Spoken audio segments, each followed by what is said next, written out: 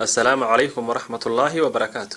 ashwagandha geedkii mucjisada ahaa. ashwagandha waa geedkii dawada cajiibka u ahaa ee ay isticmaali jireen dadka reer Hindiya 2500 oo sano ka hor. waana geedka dawada cajiibka u ah xanuunada ku dhaca qanjirka tayroorka. waana geedka loo adeegsado inuu jidhka siiyo tamarta iyo adkaysiga ugu badan. waana geed haddii aad isticmaasho aanad dareemahaynin haba yaraatee wax daala shaqo kasta oo aad qabato. daraasad la sameeyay 2009 waxaa lagu sheegay inuu geedkani si cajiiba isugu dheelitiro dheecaanada maskaxda ilaa xadna uu wanaajiyo caafimaad qabka maskaxda.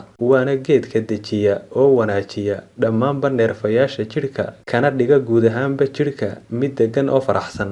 waana geedka sida cajiibka uga hortaga dhibka ka iman kara xanuunka sonkorowga. waana geedka lagu sheegay inuu jidhka difaac uga yahay burooyinka iyo unugyada kansarka fidiya inkastoo ilaahay cudurka iyo caafimaadkaba hayo. waana geedka xasuusta qofka ka dhiga mid wanaagsan meeshana ka saara cilladaha keena ilowshiyaha badan. waana geedka ilaa xad kordhiya maadooyinka jidhka ka caawiya inuu iska difaaco xanuunada. waana geedka awoodda badan siiya murqaha. waana geedka lagula taliya inay isticmaalaan dadka jimicsiga sameeya. waana geedka dawada ka ah xanuunka rheumatismka. waana geed aad ka heli karto inta badan suuqyada adduunka. ilaahay baana isagu cudurka iyo caafimaadkaba haya. ilaahay waxaynu weydiisanaynaa caafimaad taama iyo dambi dhaaf.